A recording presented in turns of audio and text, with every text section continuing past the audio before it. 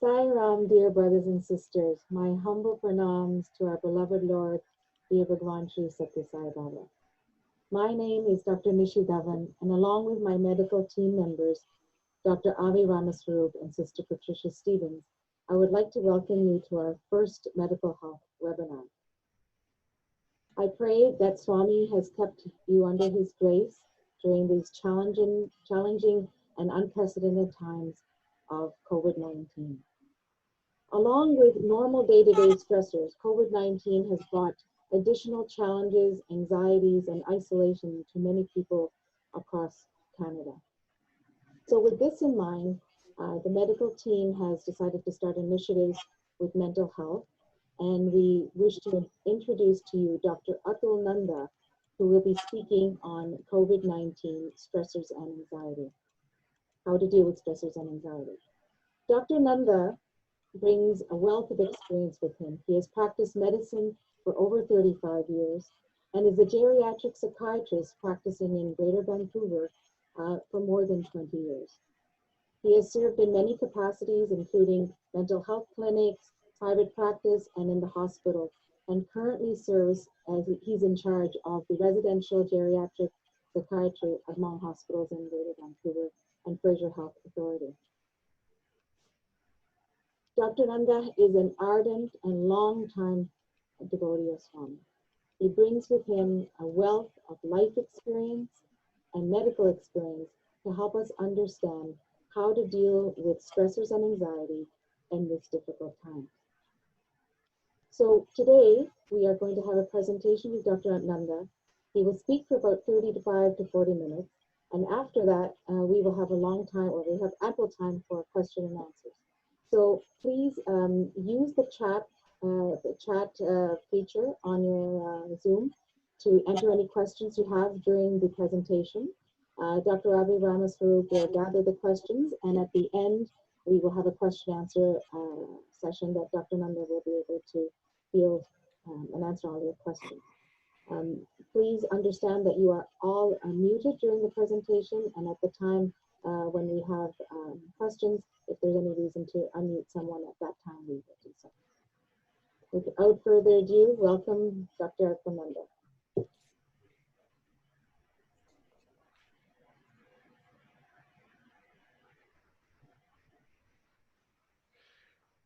Today we are going to be dealing with a very important, relevant topic of COVID-19, and the pandemic is on, and mental health issues are coming up so very often with the first line workers as well as with in general population. Next slide, please. So the topic becomes very relevant, and I'll start, of course, with my salutations to Swami, my humble pranams at the lotus feet of Swami. I'm immensely grateful to him for using me on this occasion. I would also like to thank Nishi for her kind introduction, and also your team for setting up this presentation. Next slide, please. Let us start with first what Swami has to say on calamities. He has said that suffering and misery are inescapable acts of cosmic drama. God does not decree these calamities, but man invites them by way of retribution for his own evil deeds. This is a corrective punishment which induces mankind to give up the wrong path and return to the right path, so that he may experience the godlike conditions of Sat Chit Ananda, that is, existence of wisdom and bliss. He has also said, you must welcome tests because it gives you confidence and it ensures promotion. Next slide, please. Today, the world is in the midst of pandemic crisis, and every one of us has been impacted in the same manner or the other. There are several layers of understanding any situation. In this case, we can try to understand scientifically. This also can be understood philosophically, ecologically, economically, astrologically, and also spiritually. However, I'll stick to the medical model and talk about what is the coronavirus. I'll also talk about the history of pandemic. I'll try and discuss the mind-body connection related to stress and anxiety, and also discuss and differentiate what is a normal anxiety and when does it become abnormal. Talk about some of the symptoms that we can see and who are the people at risk of stress. We will then come to management across the lifespan, talking about the children, the parents, the couples, and the seniors. Also, I will provide where to obtain reliable sources of information about COVID-19. And finally, I'll try and touch on the future of COVID-19. So let me start with what is a coronavirus. Around the world, there are more than 4.7 million people. This was last week's statistics. And I understand last Wednesday had the highest peak of 24-hour confirmed infected cases of 106,000. A third of this is in US. Coronavirus uses its spike protein to enter the human cell. Our body already has multiple germs. In fact, we carry more germs than the human cells. But now and then a new or a novel one finds a home in our bodies. They take root and starts to replicate. These viruses don't come announced. They are the uninvited guests. They are very tiny, just 20 to 400 nanometers in diameter. For example, a billion of them can fit on the head of a pin. They come in different colors and forms, rods and circles. They look like Hydra of a Greek legend, like a complete crown of spikes, which is where the coronavirus got its name. It is hard to believe something so tiny could so profoundly change the world as this virus has done. So the question is, why is it becoming difficult to get rid of this? The science has improved so many folds. The truth is that it is not even alive. It is just a string of RNA in a fatty envelope. They are like zombies of the microbe world. Without us, which means the host, they are nothing. They lack the ability to grow, thrive, or reproduce. It cannot even be cultured in a petri dish for scientific research.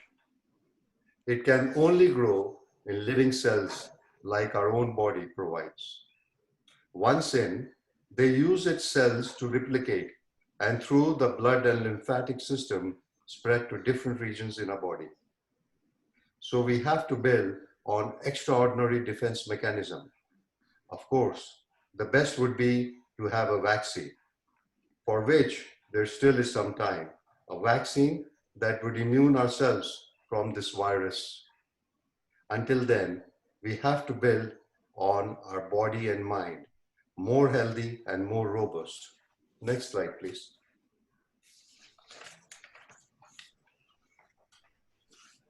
Next slide, please. Swami has said, life is a mosaic of pleasure and pain. Grief is an interval between the two moments of joy. Next slide, please. Let's go into the history of the pandemic. You will observe that while going through the history, that human reaction and behaviors have not changed. It is also reassuring that our fears and thoughts are not unusual.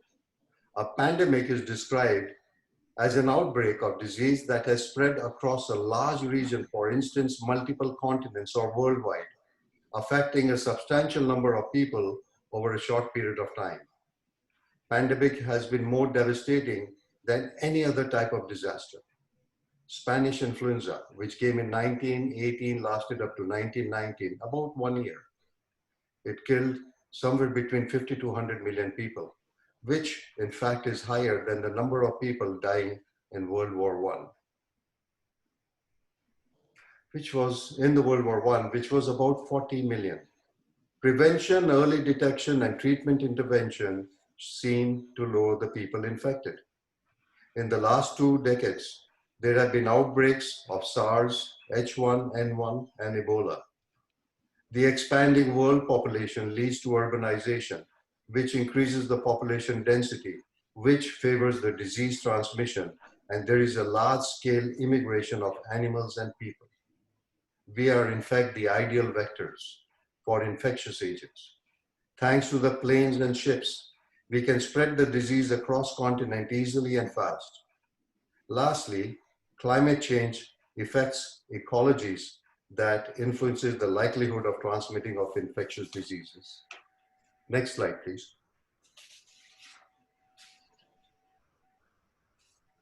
This slide highlights that nothing is new. This world has experienced this before. SARS was the first global epidemic of 21st century. It started in China. It spread to 29 countries in early 2000, led to 8,100 cases. 40% of the population experienced increased stress in family and work setting. 16% showed signs of traumatic stress. High percentage of the population felt, as they put it, helpless, apprehensive, and horrified. Majority, though, majority thought that they, in fact, would be affected, and only a quarter believed that they will survive.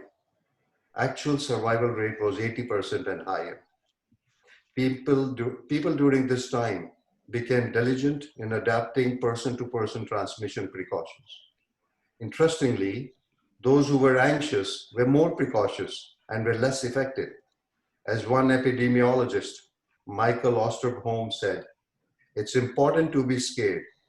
There is a healthy level of anxiety for us to have during a pandemic, a level of anxiety that will allow us to function in appropriate ways."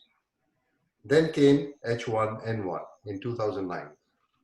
This epidemic demonstrated that feelings of stress and social isolation worsened mental health of individuals and had adverse social and economic consequences.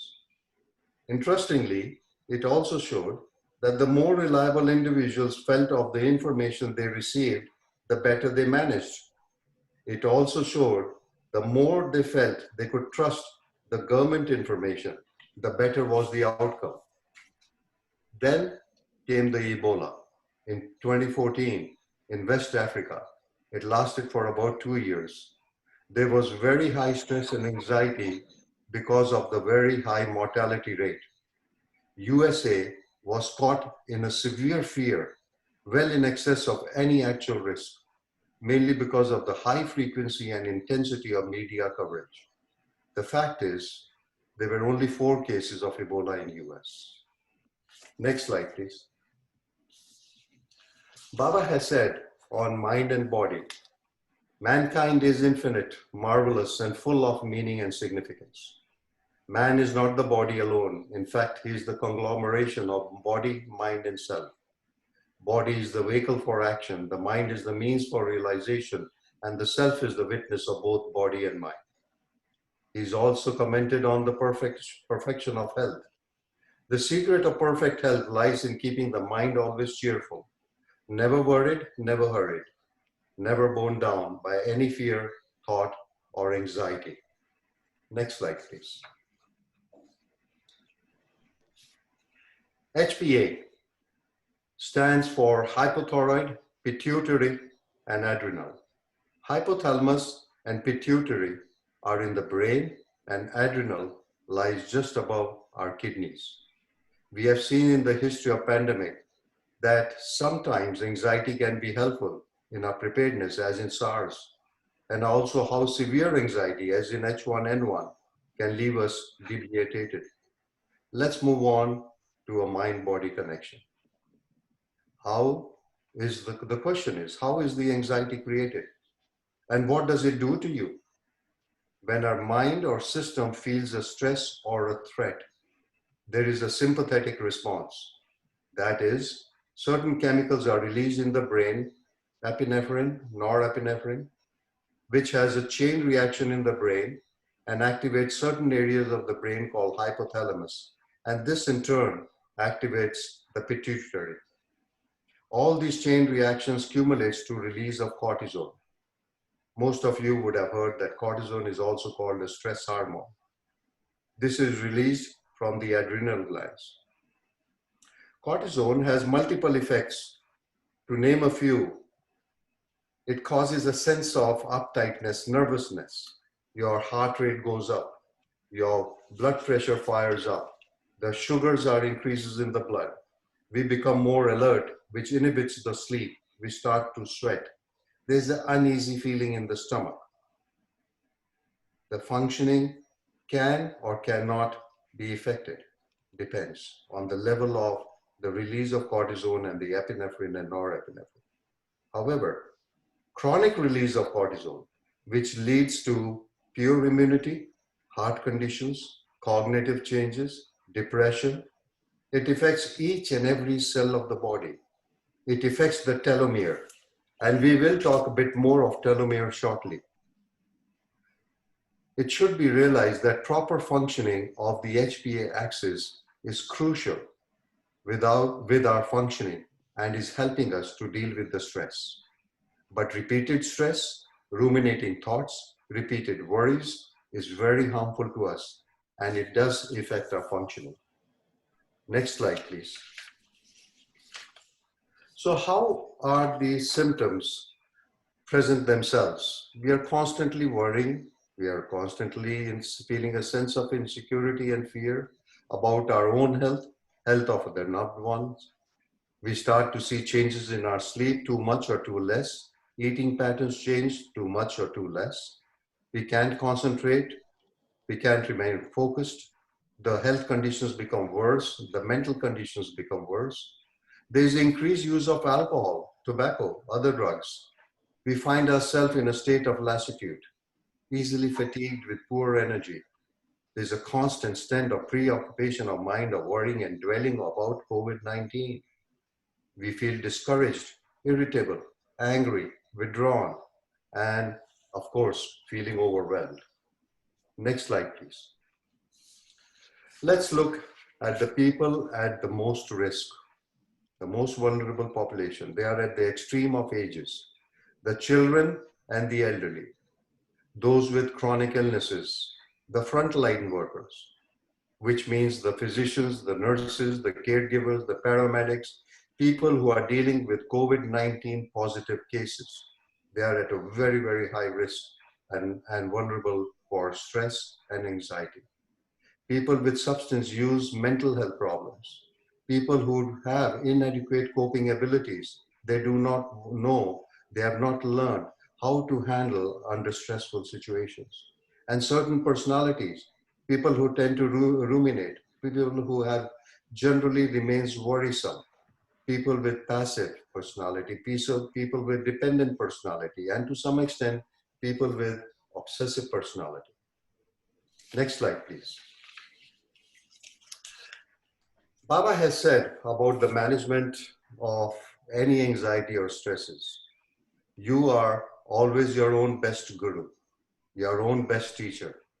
The answers are always inside you. And this is so true, because that's what we are going to go on to talk about. Next slide, please. The current state of pandemic has caused worldwide anxiety.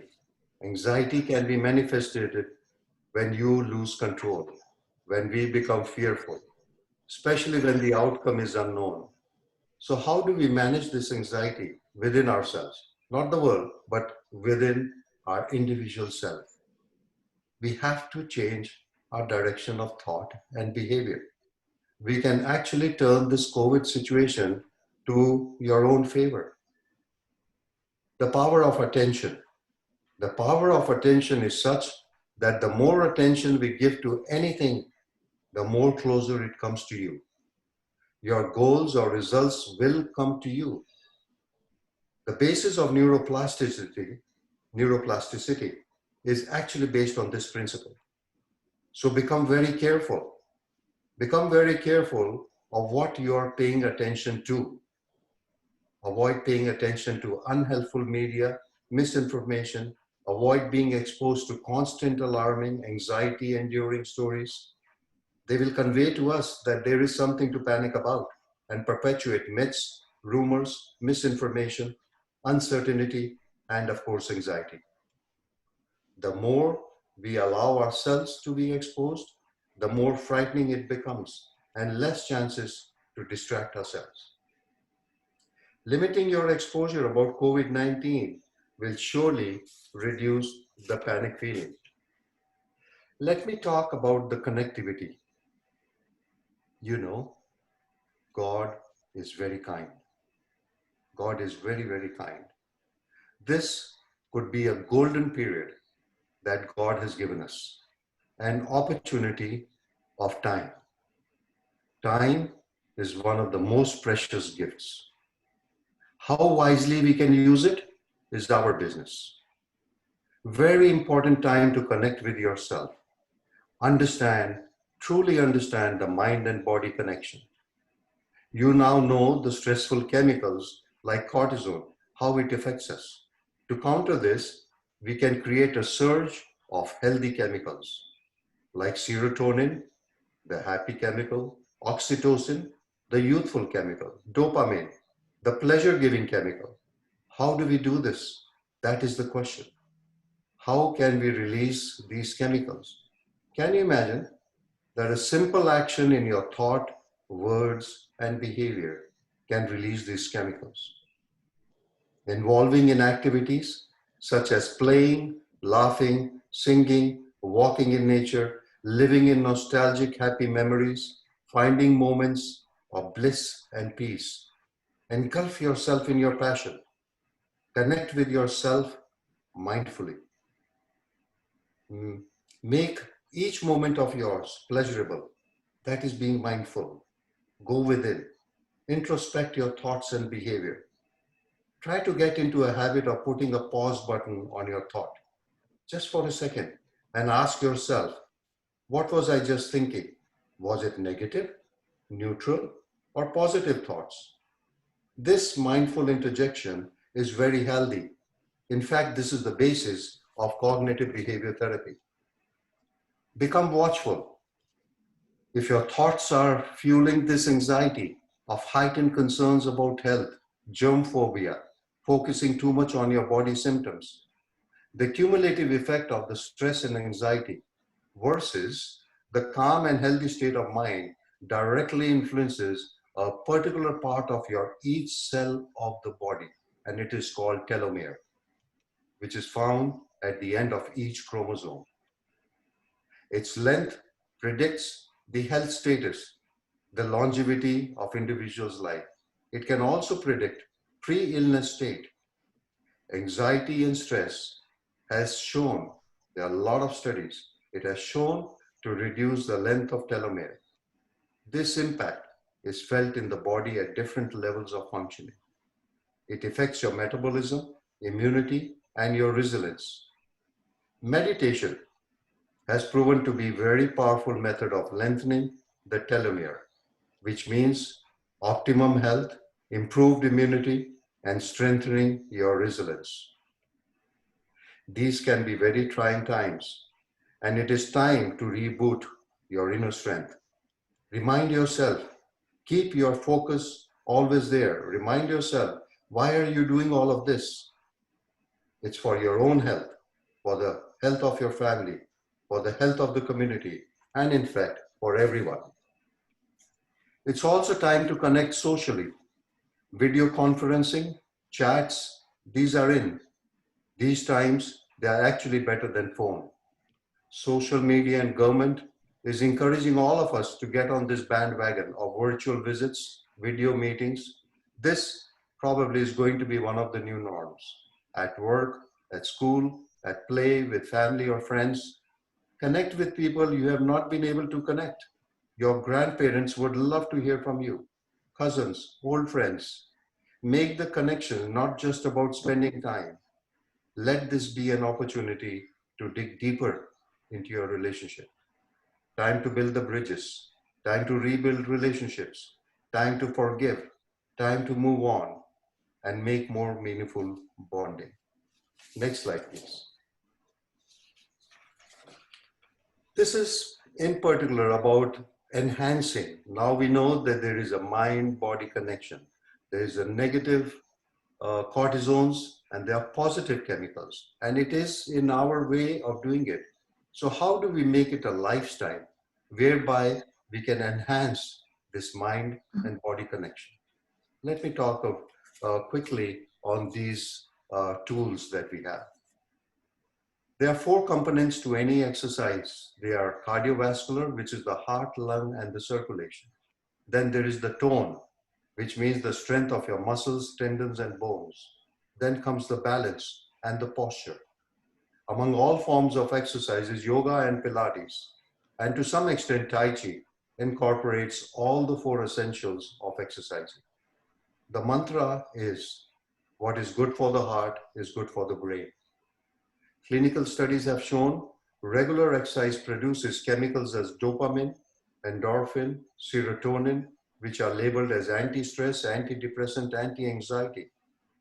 Exercising alone is therapeutic enough that by itself it can cure mild cases of anxiety and depression. Most people will not have the access to the gym in these times. So it is important to create a daily exercise routine at home. Exercise also increases the telomere and it keeps the dementia away. Oxygenation of brain is the best way to get rid of harmful stress hormones. 20 to 30 minutes, 3 to 4 times a week is what is suggested. Studies have shown with regards to diet that the Mediterranean diet, which is also called the anti-inflammatory, antioxidant diet, let's see what it has. It has the whole grain, vegetables, green leaves, fruits, berries, nuts, seeds, olive oil. Turmeric and other spices used in Indian food has shown to be very helpful in improving immunity and health. Indian food is very balanced. The flaw is in the manner we prepare. Many times we allow all the nutrients to leave the food. Also, we tend to fry a lot of our food. South Asians have the highest prevalence of diabetes and cardiovascular disease. It's mainly related to our lifestyle of food.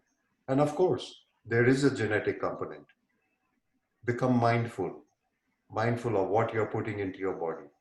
It's a great time to give up on alcohol and drugs. The evidence is that this pandemic has led to more dangerous alcohol and drug use practice and in fact spike in overdose deaths.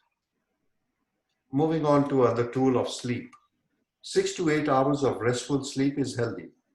It is the time when nature works very hard to restore, repair, and rejuvenate the body. Stress, rumination, worrying keeps us up. We wake up not feeling energized. We need good sleep to run with all our cylinders. Follow the healthy sleeping pattern. No blue light in the bedroom. Switch off TV and phones at least 1 to 2 hours before going to bed. These two precautions just helps to regular flow of your melatonin, a brain chemical that regulates your biorhythm and your metabolism. Keep your bedroom temperature slightly on the cooler side. Early in the day, you should have done some physical activity. Avoid caffeine and alcohol in the evening. Use your bed only for sleeping. Read a boring book. Why? Because we are trying not to stimulate the brain. Avoid naps during the day. Just a quick word on showing your vulnerability. Many people have the idea of not to talk about what their limitations may be. Talk about your emotions, how you're feeling. It's not a sign of weakness. Like I said earlier, it's a common emotion in these times. It will allow others to open up with you. Sharing is strengthening. Ventilation is a positive emotional release. Our networking and relationship become stronger when we show our vulnerability. Next slide, please. I'm going to move on to what COVID-19 is doing and how are we dealing with it affecting the spectrum of lifespan. I'll start with the parents, children, and teenagers. Parents need to take care of yourself as you can get easily as you can easily lose yourself. Trust your intuition. Parental intuitions are usually strong and correct. Parenting is stressful, and now this COVID-19, along with homeschooling, babysitting, increase in household chores, and there is no end, especially to cooking. Take a pause. Monitor your parenting style. Question yourself. Are you a helicopter parent? Are you a micromanager? Try another, less stressful method. Take this opportunity for your course correction. Children react and learn what they see from adults around them. Children are very resilient. They learn by trial and error. They are explorer. It is also time to work on your communication and understanding them. Remain optimistic, remain hopeful. The world will re-begin, and maybe with a new norm. Parents need to watch for these symptoms of stress in their child: excessive crying or sadness or irritability or anger, regression into previous behaviors which they had outgrown, like bedwetting, biting nails, thumb sucking. In teenagers, you need to watch out of increased worries, acting out behavior, poor performance, poor ability to remain focused, inability to concentrate, avoidance of actions that was enjoyable in the past, unexplained headaches, body pains, stomach upsets, use of alcohol and drugs. So what can we do? What can we do during these times to our children? Support your child. Talk, communicate, answer their questions about COVID-19. Reassure your child or the teen that they are safe and it is okay if they feel upset. Tell them how you deal with your stress. Limit your family coverage on COVID-19 through social media. Children can misinterpret what they hear. Try and keep regular routine. Be a role model. For couples, evidence is that in pandemic, the rate of divorce is higher by 25%. There is an increase in domestic violence.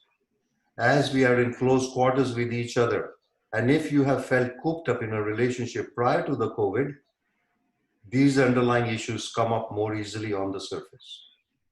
The difficult issue becomes more intolerant. Coping abilities become less, and breakdowns is much easier. We are all individuals, but we can be both individuals and as couples. Learning to let go. Learning to let go is the mantra to strike a balance. Let go of a bit of individuality and find a middle ground. Remain strong, but remain flexible. This indeed is an amazing time in learning to let go. I'll move on to the elderlies. They can be the most scared, most anxious, and literally fearing for their lives. Their supports have significantly declined. The impact of isolation can be life-threatening. They need to be even more closely monitored, more regular checkups. Let this time provide more intergenerational connection. Try new ways to bond. Lead them into nostalgic lanes. It is time for new learning and sharing each other's interests and passions. When one generation teaches the other, all will benefit. There is a lot of wisdom to be transferred. This is the opportune time. Support them by checking on their needs, over-counter medications, monitor their medical supplies, their wound care, incontinence supplies, dialysis, oxygen. Stock up on non-perishable food to minimize trips. Support them by shopping for them to minimize their exposure. Next slide, please. A quick word on the future of COVID. There are going to be two spectrums. It will never be the same. There will be a new norm.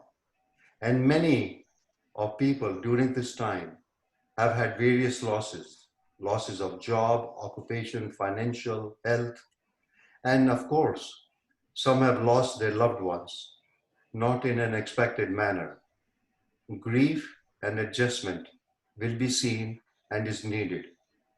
The other spectrum, it'll be better than before, with deeper connections, healthier mind and body, improved resilience, learned to let go, had an opportunity to prioritize your values, evolving of a healthy community.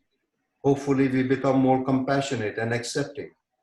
Some will benefit, but remember, this too shall pass. And so, let's become collectively strong. And I remember Churchill had said, never let crisis go wasted. Next slide, please. These are some of the reliable sources of information of COVID-19 from website. You can receive them from the website of World Health Organization, Health Canada, Center of Disease Control, health links of each of the provinces, and of course, your local health authority. Thank you, Swami. I thank you for this opportunity. I truly feel so very blessed. Side up.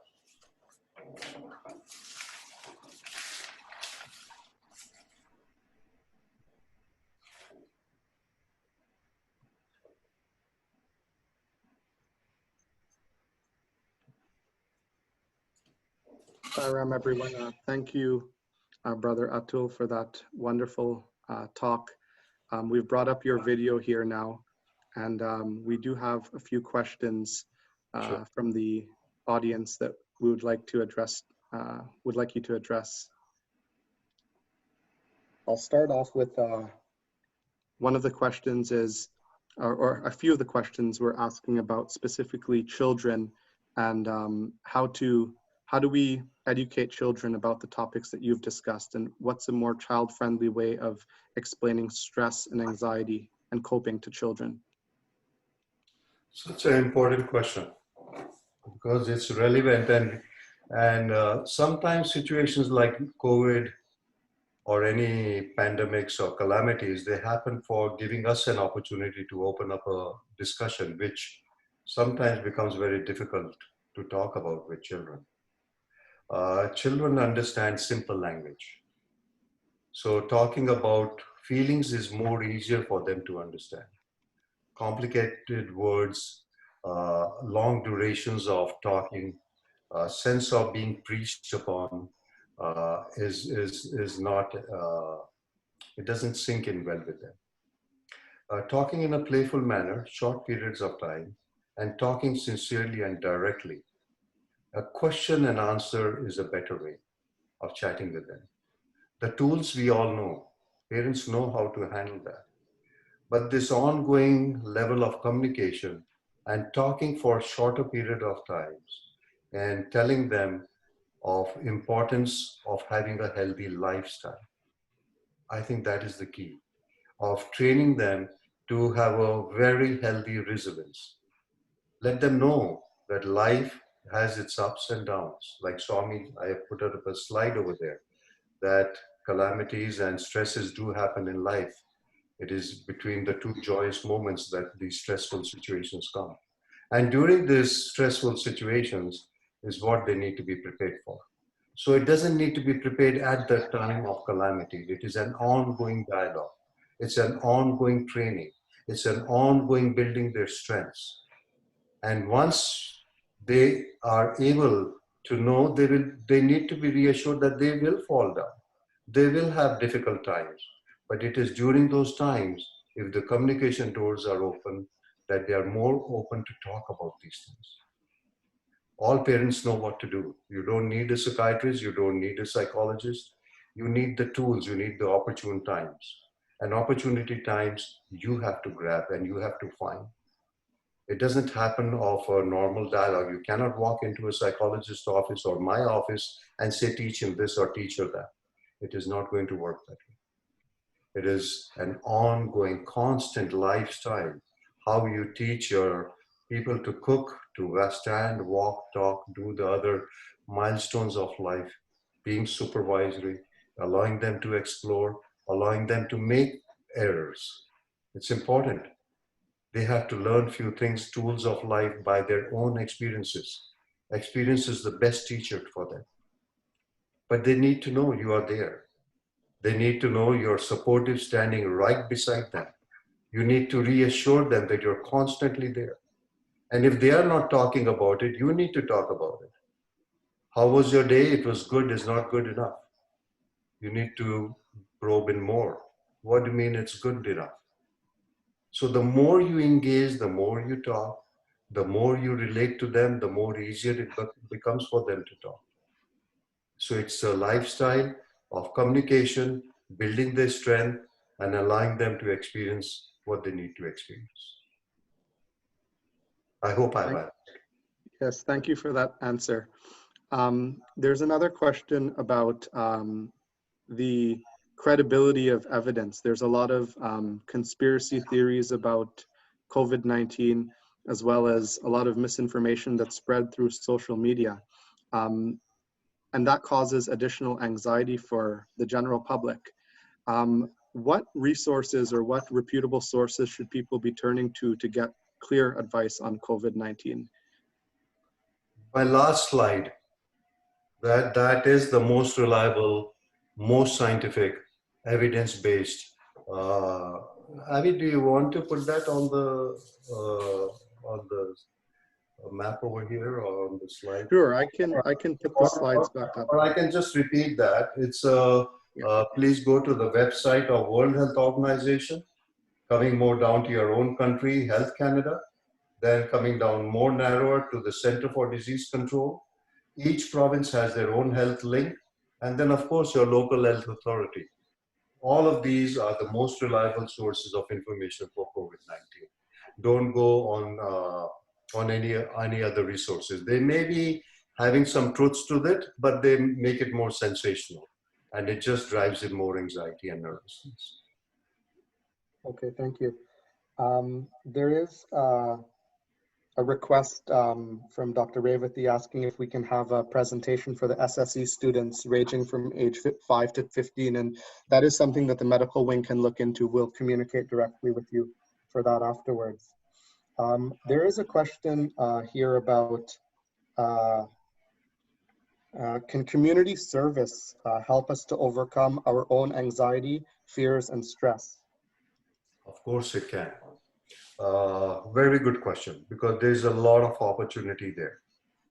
I know of number of people among my group of friends who are engaging in volunteering their time. You don't have to be putting the precautionary sides on the side. You have to follow the social distancing, hand hygiene, sanitizing yourself, and being mindful of all the person-to-person contact. Having said that, there are many opportunities. And the more you get involved in the community, the more this altruistic behavior gives you an immense sense of satisfaction. It just makes you feel right. You're feeling right of what you're doing, feeling right about helping other human beings. I think involving yourself in community work also gets rid of your own anxiety, because there's more opportunity of talking, there's more opportunity of engaging. The bonding of just understanding somebody speaking the same language, the emotional language, speaking and doing the same thing, sharing is strengthening. So of course, please continue to do, and there's a lot of need. In these days and times, the opportunities have really widened up and broadened up, and everybody wants any kind of help that people can spend their time in, use their time in. So please get engaged. It's very helpful for you as an individual and extremely very powerful help to the community. Okay. Also, there's a question about using mindfulness and meditation to manage stress. Can you comment on mindfulness, and then also perhaps if there are any resources that you're aware of that people can use to get into meditation or mindfulness more? This is one of my favorite topics. There's volumes and volumes I can talk on this. The scientific evidence is yes. They are proving to be one of the most powerful vehicles of addressing your anxieties, of increasing your resilience, of remaining your mood remain uplifted, more connectivity with your sense of bliss, and so you enjoy each and every moment of the day if you're mindful and you're practicing meditation. Uh, there are many angles to, I'm just talking because today I'm wearing a cap of a physician, so I'm only going to be talking from medical model. Spiritually, you know better. All of you are very up there in the path of your spirituality, and you know how connectively or your growth is through this path of mindfulness and meditation. I spoke about telomere. Telomere people who first found this telomere was Elizabeth something, and she got a Nobel Prize for discovering telomere. Please read on that. Please Google on telomere, and you will know what I'm talking about. It is found in each and every part of our cell, of each chromosome, and if you can just maintain healthiness of telomere, uh, it will keep your life very healthy, mind and body connectedly. Telomere has proven that the strength of telomere is with less of stress, less of anxiety, and your meditation is the one of the most powerful methods of keeping your telomere healthy. So I would encourage all of you, please read on telomere. Please Google, go read on these things. Very, very important parts of doing that. There is so much of information of mindfulness, and there's so much of information on meditation. Very difficult for me to tell you which one is better than the other. I think each to his own. Go to a bookstore like Chapters, walk into your help section, your own help section, and there are numerous books over there. There are beautiful authors, their own experiences, techniques of how you go into that. Mindfulness came into practice, or the word mindfulness, about 10 years ago. Now you have many psychologists who are experiencing this. There are books on the person who started this mindfulness, though I think it has been existence since ages, and many years. In our Hindu mythology, you can see the mindfulness was there, existing even before. But let me not distract myself. So the mindfulness, I am forgetting the name of the person who had discovered it. It's Zen. John Kabat. Somebody? John Kabat-Zinn. That's right. Yeah. So he's the one who discovered mindfulness. Thanks, Nishi. And so you can take up his book. He speaks very deeply on things. Uh, some of them are not user friendly, but his workshop books are very good. So there's a lot of volume of information there on mindfulness and meditation. Okay. Thank you. Okay. There is some comments in the chat about the importance of pranayama. Are you able to briefly comment on that? Breathing exercises? Yeah, I'm not an authority on these things. Uh, I'm a practitioner of these things. I'm also learning as the time is going by. So I do practice pranayama, but I do it in a very small way just to get into the meditative state. I use it for that. I think Buddha he insisted or stressed the importance of pranayama. It goes even before that. So one of the vehicles to induce yourself into the very trance and meditative state is using pranayama. There's a lot of health issues of how you have to do it properly. Some of the gurus and out there in India, they say if you do it this way, you can achieve many things. And if you don't do it this way or wrong way, there are ill effects to that. So just be watchful, be careful what you're trying to read and what you're understanding. before you get into that. Experiment slowly and then keep increasing and getting more expert into this. I think it's all correct if it's done properly and wisely. Thank you. And just to clarify, there are some questions about telomeres, and just in a simple term, telomeres are actually parts of our genes in our cells. There are these structures called telomeres, and they have been implicated in many things such as stress and aging. So correct me if I'm wrong, Dr. Nanda, that's what the general meaning of telomeres are. Yeah, telomere is a part of the end part of the chromosome. You know, the RNDA axis, and at the end is the chromosome. It's like described like a shoelace. You know, all the threads of the shoelaces are joined together at the end so that it can slip through the shoe holes so that the lace can go in through that. So that part, end of the shoelace, is very similar to telomere on a chromosome. And the length of the chromosome, telomere has built-in of cells which regenerates and keeps the length there if you're doing the right thing and leading a healthy life. It starts to shrink after the age of 20 or 25, and then you need to keep it replicated and healthy. After the age of, I'm talking of natural telomere life. So after the age of 75, it becomes very difficult for it to regenerate. And that's when you start to find this thing. But any processes of inflammation, any process of toxicity in your body, your mind or body connections, if there is anything toxic or ill health going on, it will reflect the telomere. The studies have gone to such a depth that if the telomere is starting to shrink and regeneration is becoming slower, it is telling you that there is some chronic illness which is going to happen.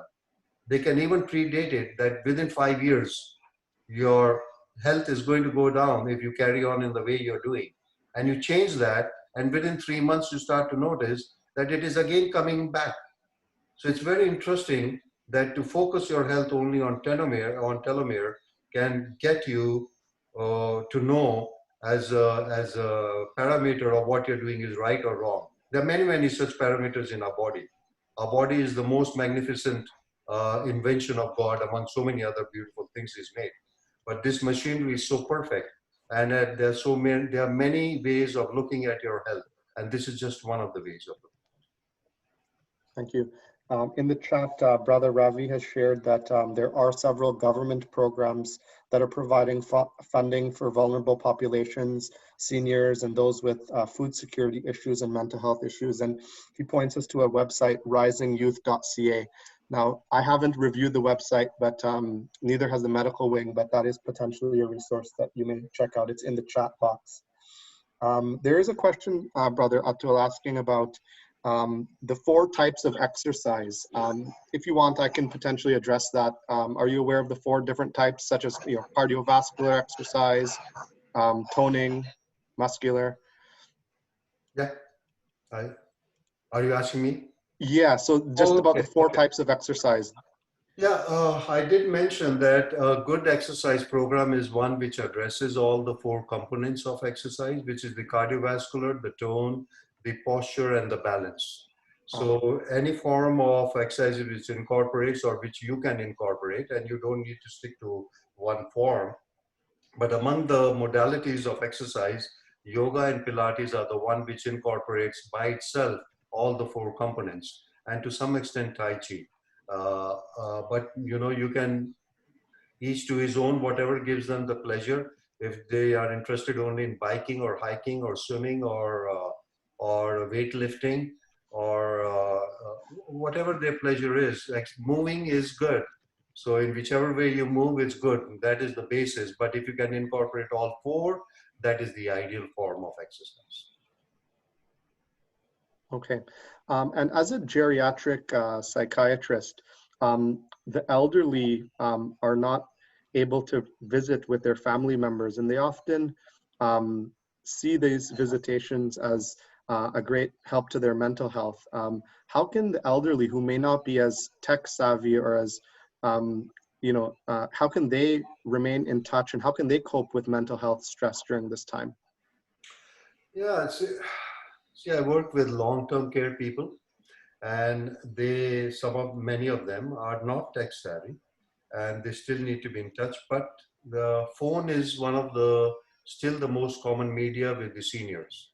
So if they cannot FaceTime, which would be better than phone calls, then the phone calls is better. If not, then conveying it through somebody. I'm talking of long-term care. So they can convey it through the nurses, caregivers, then the message passes on. But phone is a very good modality of doing that. People also do what we call as window visits, seeing each other through the windows. You can touch, you can still hear them because you have phone at both the ends and you see each other. It's not the same. It's a new adaptation of communication, something better than nothing. So whatever works in situations for a particular elder, because in at that age they are in a very different situations. Some may be living with the family, some may be living independently, some may be in nursing homes, some may be in independent living, some with spouses, some with not spouses. So but any form of communication, any form of seeing each other or hearing each other, I think is extremely, extremely important for them. They are hanging on to these ropes of communication. Okay, thank you. That concludes the question session. I'll be switching the video over. Thank you, Brother Atul, for those wonderful answers and the excellent presentation.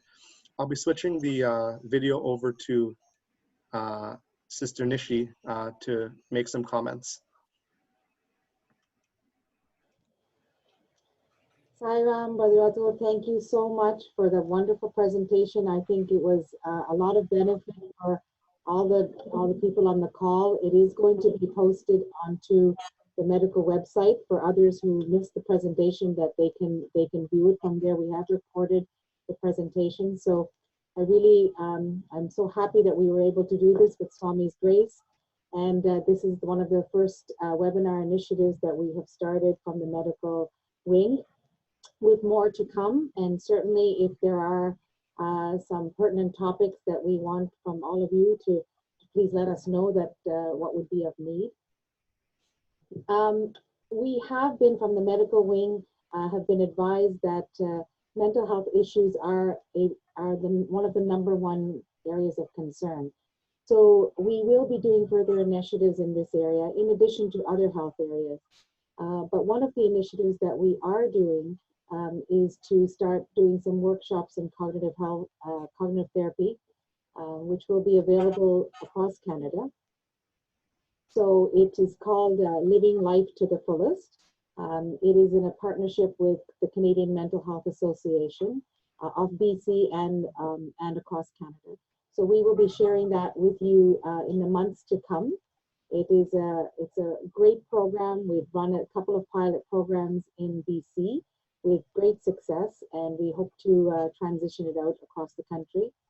In addition, we will hopefully start to do some work with SSE, as well as other webinar initiatives that we can help to deal with the mental health and mental stress issues. I want to really thank Brother Avi Ramaswarup and Sister Patricia Stevens. We as a medical team have been working together for the last couple of years, and it's just wonderful.